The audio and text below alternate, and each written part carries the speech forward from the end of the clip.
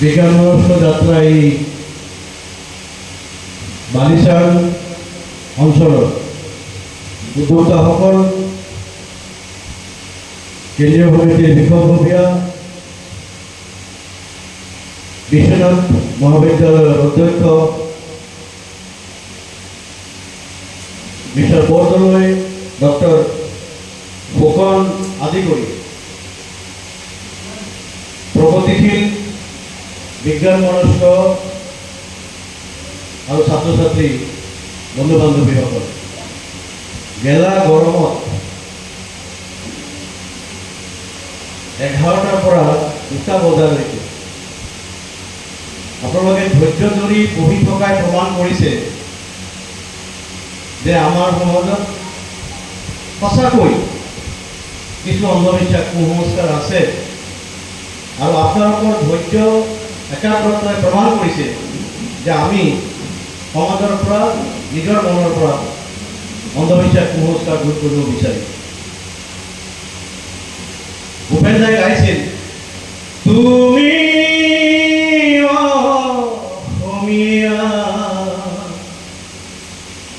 তুমি বুজিলা তোমাৰে অতীত অসমীয়া। কমলাকান্তই লিখিছে কবিতা, তুমি অসমীয়া, তুমি বুজিলা তোমাৰে অতীত অসমীয়া। শংকৰে সিঁচে নামৰ কঠীয়া, অসমীয়া হবা বুলি ৰখীয়া, পিছে দেখো শংকৰৰ মহিমা, আজিৰ অসমীয়া একো নুবুজা। কিহৰে ৰাগিনী পালা অসমীয়া, কিহৰে ৰাগিনী পালা, কিহৰে ৰাগিনী পালা অসমীয়া আজি কিহৰ ৰাগিনীত মত্ত হৈ পৰিছে? অসমীয়া সংস্কৃতি, অসমীয়া কলা, অসমীয়া সাহিত্য জগত, অসমীয়া সমাজ, জ্যোতি ককাইদেউ, বিষ্ণু ৰাভাদেৱ, ভূপেন হাজৰিকা, তেখেতসকলে কি কৈ গৈছিলে যাৰ কাৰণে আজি আমি বিজয়দৰীয়া বুলি ক'ব লগা হ'ল। অসমৰ চুকে কোণে আপোনালোকে কওকচোন, বলে বন কেতিয়াৰ পৰা দেখিছিলে? এইটো অসমীয়া সংস্কৃতি হয়নে? অসমীয়া বিয়া ঘৰত বিয়া নামৰ সলনি অমুক ৰচম, তমুক ৰচম, এইবোৰ অসমীয়া সংস্কৃতি হয়নে? যদি নহয় তেনেহ'লে এই সংস্কৃতি ক'ৰ পৰা আহিব? বিজ্ঞান মনস্কতা কেৱল বিজ্ঞানৰ ব্যৱহাৰ কৰি মোবাইল টিপি, ইণ্টাৰনেট টিপাই বিজ্ঞান মনস্কতা নহয় বন্ধুসকল। বিজ্ঞান মনস্কতা আমাৰ নিজৰ জীৱনত, দৈনন্দিন আৰু ব্যক্তিগত জীৱনত, সমাজ জীৱনত। বিজ্ঞান মনস্কতা আমাৰ খাদ্যত, বিজ্ঞান মনস্কতা আমাৰ সংস্কাৰত, বিজ্ঞান মনস্কতা আমাৰ দৈনন্দিন জীৱন। কথা অনুকে আহিছে, যিহেতু কথাটো কৈছোঁ, 7 পৰা 12 বছৰত বিশ্বৰ প্ৰতিজন ইছলাম ধৰ্মী মানুহে সন্তান ল'ৰা স্থাপনা কৰে, সুন্নতি কৰে। এইটো এটা পৰম্পৰা, ধৰ্মীয় পৰম্পৰা। বিশ্বৰ প্ৰতিজন ইছলাম ধৰ্মী মানুহে ল'ৰা সন্তান হ'লে 7 বছৰৰ পৰা 5 বছৰ, 7 বছৰৰ পৰা 12 বছৰলৈকে পুৰুষাংগৰ আগফাল কাটি দিয়ে। এইটো এটা পৰম্পৰা। মোৰ কথা যদি আপোনালোকে বিশ্বাস নকৰে, যিকোনো ইছলাম ধৰ্মী মানুহক সোধক যে তেওঁ সুন্নতি বা খাতনা কৰিছে নে? যদি আপোনালোকে সংখ্যাৰ ফালৰ পৰা চায়, বিশ্বত সকলোতকৈ বেছি ধৰ্মাৱলম্বী মানুহ আছে খ্ৰীষ্টান ধৰ্মাৱলম্বী মানুহ, তাৰ পিছতে ইছলাম ধৰ্মাৱলম্বী মানুহ প্ৰায় 15%। হিচাপ কৰিলে এইটো প্ৰায় 200 কোটি মানুহ হয়। 800 কোটি, গোটেই সমগ্ৰ বিশ্বত 800 কোটি, মানে বিশ্ব মানে পৃথিৱীৰ কথা কৈছোঁ, এতিয়া বেলেগ কৰাত মানুহ নহয়। পৃথিৱীত 800 কোটিৰ দৰে মানুহ আছে, তাৰে 150-200 কোটি মানুহে খাতনা কৰে। সেইক যদি পুৰুষ আৰু মহিলা ভাগ কৰে 200 কোটি হয়, 100 কোটি মানুহৰ খাতনা হৈছে। আৰু সমূহ মানুহৰ 700 কোটি মানুহৰ এতিয়াও খাতনা হোৱা নাই। যদি তেখেতসকলে কি ক'ব খোজে, তাত বিজ্ঞান আছে। খ্ৰীষ্টান ধৰ্মাৱলম্বীসকলক কি কম দিন জীয়াই নেকি? আমাৰ প্ৰশ্ন। তেওঁলোক চাফ চিকুণ নহয় নেকি? ল'ৰা ছোৱালী বংশ বৃদ্ধি কৰিব নোৱাৰে নেকি? যেতিয়া আমি পৰম্পৰাৰ কথা কম, সেই পৰম্পৰাই মোৰ ব্যক্তিগত জীৱনত লাভ কৰিছে নে নাই, সমাজ জীৱনত লাভ হৈছে নাই, সেই কথাটো আমি বিজ্ঞান মনস্ক যাত্ৰাই প্ৰশ্ন কৰিছোঁ।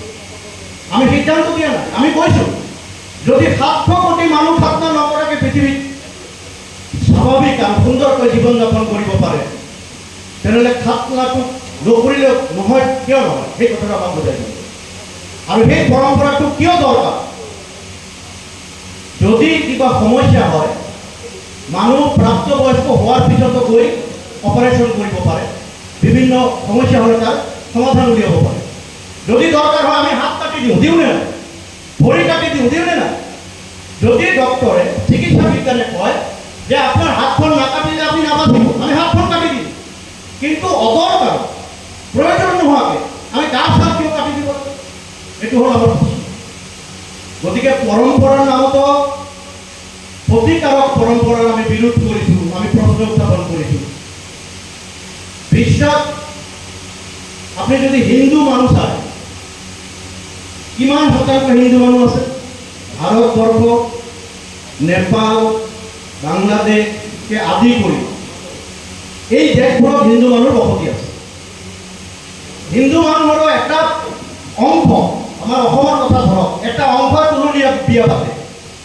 যেতিয়া ছোৱালী পিউবাৰ্টি এটেণ্ড কৰে, যেতিয়া প্ৰথম ঋতুমতী হয়, তেতিয়া তুলনী বিয়া পাতে। হিন্দু মানুহৰো বিভিন্ন অংশ আছে যি তুলনী বিয়া নাপাতে। এতিয়া তুলনী বিয়াটো আমাৰ এটা পৰম্পৰা। বিশ্বৰ অইন দেশবিলাক এই পৰম্পৰা নকৰাকৈ উন্নত হ'ব পাৰিছে। ভাৰতবৰ্ষতে অন্য বহুত ৰাজ্য আছে, অসমতে বহুত কমিউনিটি আছে যি এই পৰম্পৰা নকৰে। আমাৰ প্ৰশ্ন হৈছে এইটো সঁচাই দৰকাৰী নে? এইটো স্বাস্থ্যসন্মত নে? আমাৰ চিকিৎসক পঢ়ি আছে ডক্টৰ ফুকন, আমাক তেখেতে ভালকৈ জানিব, তেখেতে সি গৱেষণা কৰিছে, পঢ়িছে, অধ্যয়ন কৰিছে, চিকিৎসা কৰে। আমি প্ৰশ্ন তুলিছোঁ যে ক্ষতিকাৰক পৰম্পৰা। বন্ধুসকল, এইখিনিতে মই এটা কথা ক'ব খোজোঁ, পৰম্পৰা আৰু ক্ষতিকাৰক পৰম্পৰাৰ মাজত যদি ৰেখাডাল টানিব নোৱাৰোঁ, যুগে যুগে আমি সমাজৰ ক্ষতি হোৱা, ব্যক্তিগতভাৱে ক্ষতি হোৱা পৰম্পৰা আমি কৰি থাকিম, আৰু সেইটোৱে আমাৰ সামগ্ৰিক উন্নতিত বাধা দিব। বন্ধুসকল, সংস্কাৰ আৰু কুসংস্কাৰৰ কথা লৈ আহক। বহুত ডাঙৰ ডাঙৰ কথা হৈ গৈছে। ইতিমধ্যে ৰিপুঞ্জয় বৰদলৈ পুংখানুপুংখভাৱে আমাৰ মাজত থকা অন্ধবিশ্বাস কুসংস্কাৰৰ বিষয়ে কৈ গৈছে। এজন মানুহ মৃত্যু হ'ল, আমাৰ পুতুল চন্দ্ৰ ডেকাৰ মাতৃগৰাকী আজি 5 দিন আগতে ঢুকাইছে, বিয়োগ হৈছে। মানুহ এজন ঢুকোৱাৰ পিছত হিন্দু ধৰ্মাৱলম্বী হওক, খ্ৰীষ্টান ধৰ্মাৱলম্বী হওক, ইছলাম ধৰ্মাৱলম্বী হওক, তেওঁক কবৰ দিয়া বা শ্মশানত লৈ গৈ জ্বলাই দিয়াটো এটা পৰম্পৰা। কাৰণ ডেড বডিটো আমি বেছি দিন ৰাখিব নোৱাৰোঁ, গেলি পচি যাব। গতিকে বিভিন্ন দেশত আৰু আমাৰ সভ্যতাৰ আদিৰে পৰা এই ডেড বডি, মৃতদেহ, তাক নিক্ষেপ কৰি দিয়াৰ বিভিন্ন পদ্ধতি ওলাইছে। কিছুমান দেশ আছে কুকুৰ মেকুৰী খাব দিয়ে ডেড বডি, এতিয়াও আছে, বা শগুনক খাব দিয়ে, পাহাৰৰ ওপৰত থৈ দিয়ে, শগুনে খাই দিয়ে। কিন্তু আমাৰ ইয়াতে যিটো পৰম্পৰা আছে, আমাৰ ইয়াতে যিটো সংস্কাৰ আছে, সেইটো হয় কি, হয় কবৰ দিব, নহয় তাক কি কৰিব? তেওঁলোকক হয় কবৰ দিব, নহ'লে তাক দাহ কৰিব। সেইটো হ'ল পৰম্পৰা, কি সংস্কাৰ। কিন্তু সংস্কাৰী গৈ কুসংস্কাৰ হয়। যেতিয়া মানুহ এজন ঢুকালে, এইটো আৰম্ভ হৈ গ'ল কুসংস্কাৰ। কি? তেওঁৰ আত্মাৰ সৎগতিৰ কাৰণে মৌলবী মাক, মোল্লা মাক মিলাপ কৰি পৰা 40টা বুলি এটা আছে কুসংস্কাৰ। 40টা বা ধাম ধুম কৰি দুখীয়া মানুহ কি অৱস্থা হয় চিন্তা কৰক। ধুমধামেৰে শ্ৰাদ্ধ পাতা। সংস্কাৰী কুসংস্কাৰ পাব। আত্মা আছে নে আমি কোনো নাজানো। যদি আত্মা আছে, এই যে আজি লাখ লাখ বছৰ ধৰি মানুহবিলাক মৰি আছে, আত্মাবিলাক ক'ত আছে? আত্মাৰে ভৰি যাব লাগিছিল। আপুনি যদি এটা প্ৰশ্ন তোলে যে প্ৰতিটো জীৱৰে বোলে আত্মা আছে,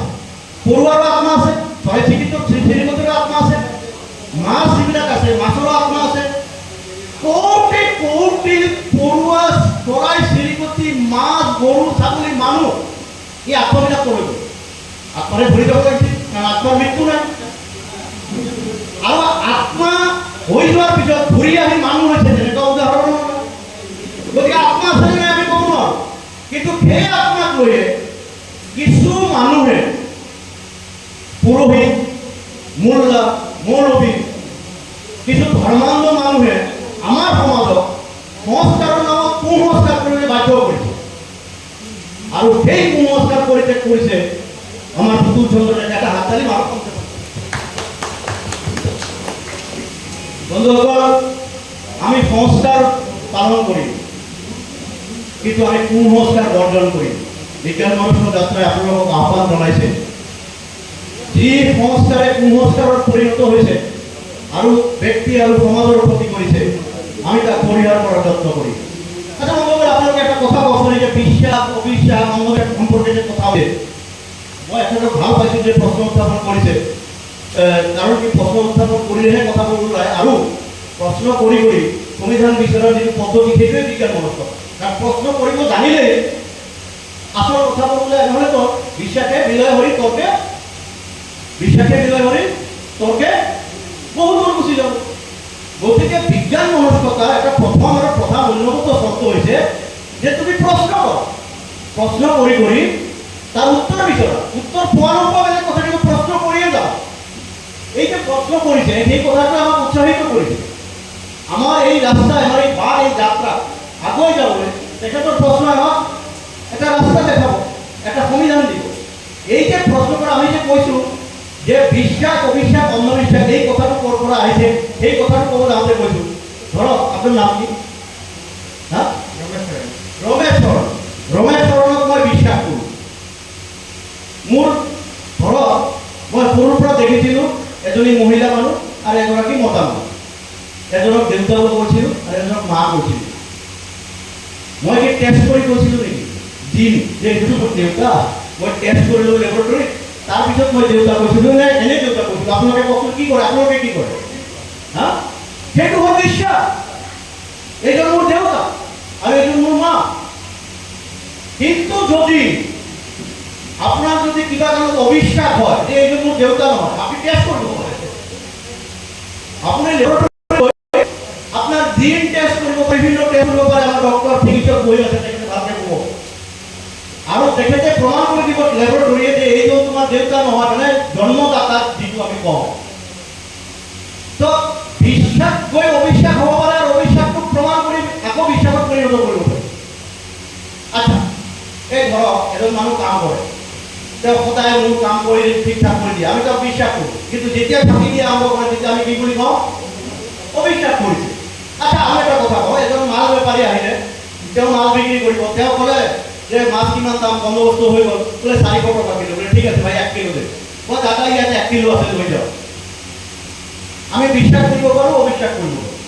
যদি অবিশ্বাস কৰোঁ আমি কি কৰিম মাছটো ওজন কৰিম কি হ'ব বগা পাল্লা যে এইফালে 1 কিলো দে আৰু এইফালে মাছটো দে যদি সমান সমান হয় এইটো হ'ব 1 কিলো তাৰমানে কি আমি অবিশ্বাসটোক বিশ্বাসত পৰিণত কৰিব পাৰোঁ এটা বগা পাল্লাৰ যোগেদি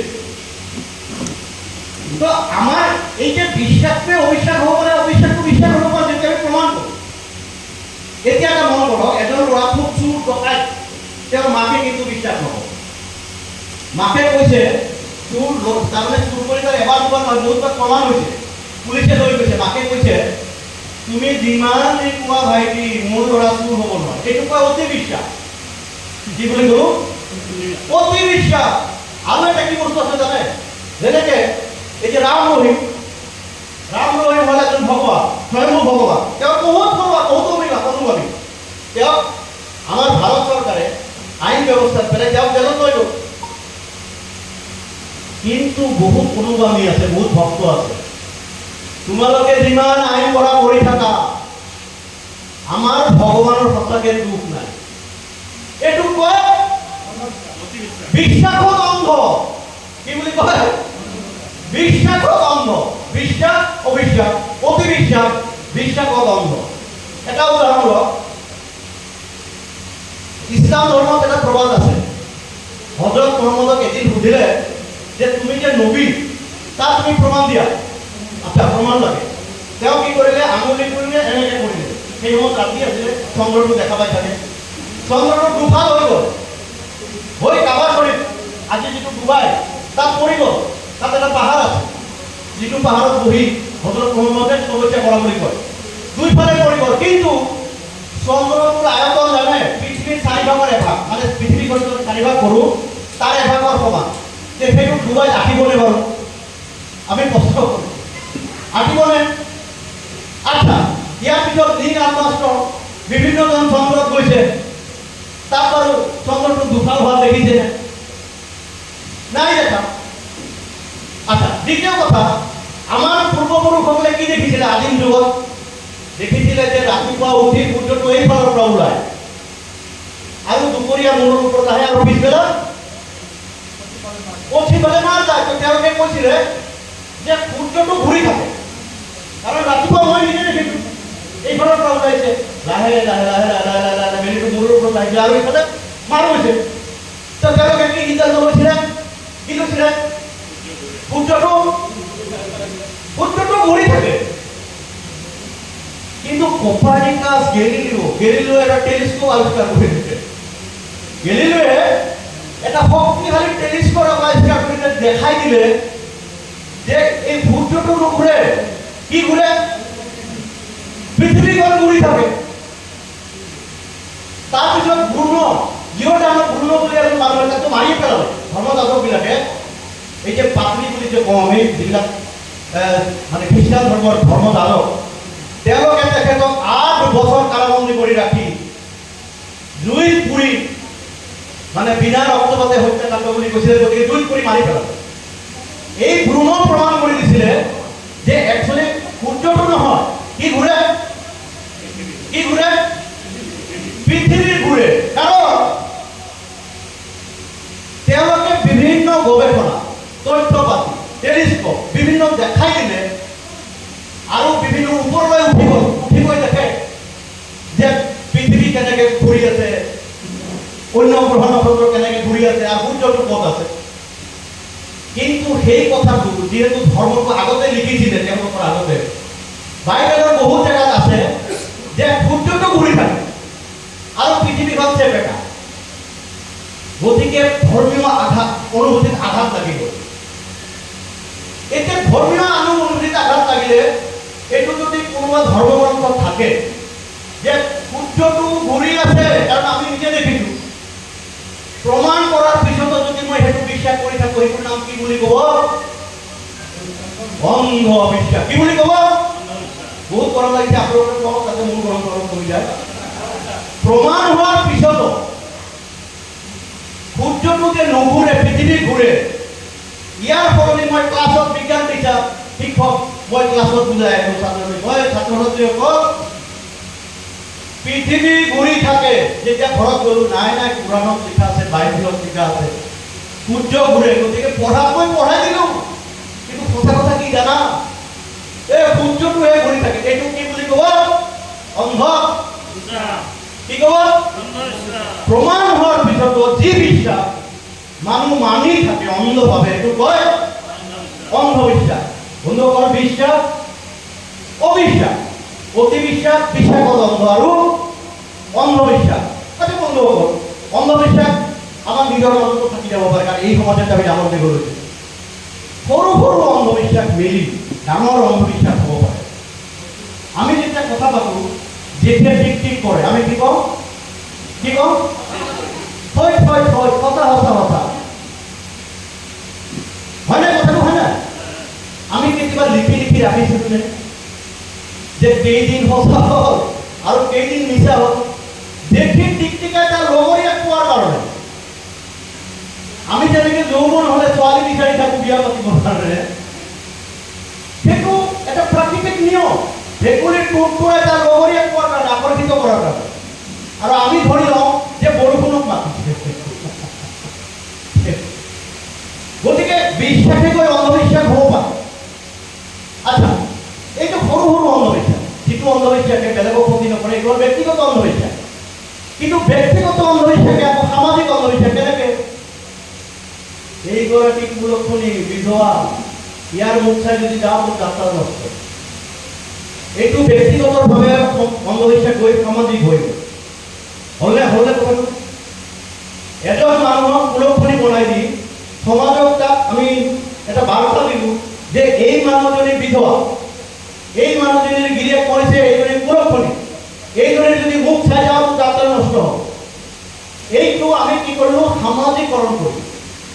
এনেকুৱা বহু অন্ধবিশ্বাস আছে বন্ধুসকল যি সমাজত ক্ষতি কৰি আছে।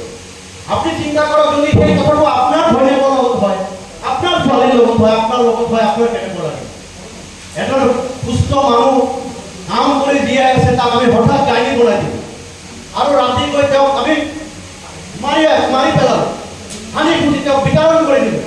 আপুনি চিন্তা কৰক, আজিৰ দিনতো আজিকালি ফ'কাছ কমকৈ হয়, কাৰণ মিডিয়াবিলাক লাগি যায়, গভৰ্ণমেণ্টৰ কিছুমান আইন আছে, কিন্তু গাঁৱে ভূঞে এতিয়াও দিনে নিশাই ডাইনী নামত অত্যাচাৰ হৈ আছে, কুলক্ষণি নামত অত্যাচাৰিত হৈছে। এই অন্ধবিশ্বাসবিলাক সামাজিক অন্ধবিশ্বাস, আৰু এই অন্ধবিশ্বাস কুসংস্কাৰ দূৰ কৰিবৰ কাৰণে আজি আমি গেলা গৰমত বহি এই কথা আলোচনা কৰিছোঁ। আমাৰ বিৰুবালা বাইদেউৰ লেখাকৰণ আছে, সৌ সিদিনা আমি গুৱাহাটীত তেওঁক স্মৃতিচাৰণ কৰোঁতে তেখেতৰ ল'ৰাক মাতিছিলোঁ। তেওঁৰ ল'ৰাই কৈছিলে যে আমাৰ মা আজি আপোনালোকে গম নাপালেহেঁতেন, কেৱল এটা কাৰণত গম পায়, কিয়? কাৰণ তেওঁৰ যিজন ডাঙৰ ল'ৰা তেওঁ অলপ মানসিকভাৱে অসুস্থ। তো তেওঁ বেজৰ তাত গৈ গ'ল, বেজৰ তাত বেজে ক'লে যে তেওঁতো আৰু বেছি দিন নাই, তেওঁ ঢুকাব, এই অমাৱস্যা আহিলে বা এই কেইদিনতে তেওঁ ঢুকাই যাব। তো বাইদেৱে কি কৰিলে, ল'ৰাজনক দুখ মনেৰে লৈ গ'ল, কিন্তু অমাৱস্যা পাৰ হৈ ডেটো পাই গ'ল, ল'ৰাটো নমৰিল। তেতিয়া বাইদেউ কয়, দূৰ এইবাৰ কিচ্ছু নাই ৰে, এইবিলাক চব মিছে কথা, মানে বৰপাৰী ভাষাত কৈছে। সেই বাইদেউ সেইদিনাৰ পৰাই বুজি পালে যে তন্ত্ৰ মন্ত্ৰ বাবাজী এই যে ফুং ফাং কৰে তেওঁলোকে মিছা কথা, তাই মোৰ ল'ৰা মৰা নাই, তেওঁতো মৰিম বুলি কৈছিলে। আৰু যেতিয়াই বিভিন্ন এই অন্ধবিশ্বাস কুসংস্কাৰ বিৰোধী আৰু ডাইনী বিৰোধী যেতিয়া গ'ল, তেওঁৰ ভাৱ পৌঁচি গ'ল, সেইদিনাৰ পৰাই তেওঁ বাইদেউ এই কাম আৰম্ভ কৰি দিলে। আৰু তেতিয়াৰ পৰাই কেৱল গোৱালপাৰা জিলা নহয়, অসম নহয়, এছিয়া নহয়, গোটেই বিশ্বতে তেওঁ এটা জাগৰণ, এটা নাম হৈ গ'ল, বিৰুবালা মিছন বিৰুবালা নামে হৈ গ'ল। তেওঁ ভাৰত চৰকাৰে তেওঁক পদ্মশ্ৰী সন্মানিত কৰিলে। এই বিৰুবালা বাইদেউৰ নাম কিয় লৈছোঁ যে সঁচাসঁচি এজন সুস্থ আৰু কাম কৰি খোৱা মানুহক হঠাৎ সমাজত আজি ডাইনী বনাই যি অত্যাচাৰ উৎপীড়ন, এজন মানুহ ভালকৈ কাম কৰি আছে তাক হঠাৎ চিনাক্ত কৰি তেওঁ মিয়া, তেওঁ অসমীয়া, তেওঁ বঙালী, তেওঁ হিন্দু, তেওঁ মুছলিম, এই কামবিলাক কৰি আছে সৰু সৰু অন্ধবিশ্বাসৰ মাইনাত। বন্ধুসকল, আমি কথাটো এইকাৰণে কৈছোঁ, আপোনালোকে মন কৰক যে প্ৰতিটো কাৰ্যৰে এটা নহয় দুটা নহয় কাৰণ থাকিব, কাৰণ নহ'লে কোনো কাৰ্য হ'ব নোৱাৰে এই পৃথিৱীত। এতিয়া আপোনালোকে এটা কথা কওক, সামাজিকৰণ কেনেকুৱা হৈছে? এই যে প্ৰতি বছৰে অসমত বানপানী হৈ থাকে, বাইদেউ আপুনি এটা কথা মন কৰিব, প্ৰতি বছৰে কি হয় আমাৰ অসমত? বানপানী হয়, আমাৰ খেতি বাতি নষ্ট হয়, মানুহ মৰে, গৰু ছাগলী মৰে। এতিয়া কোনোবাই কৈ দিলে যে বানপানী হয়, এটা কাম কৰাহে, তোমালোকে না এই নদীৰ পাৰত যেতিয়া বানপানী হৈছে তাতে গৈ তোমালোকে আল্লাহৰ ওচৰত মুনাজাত হয়।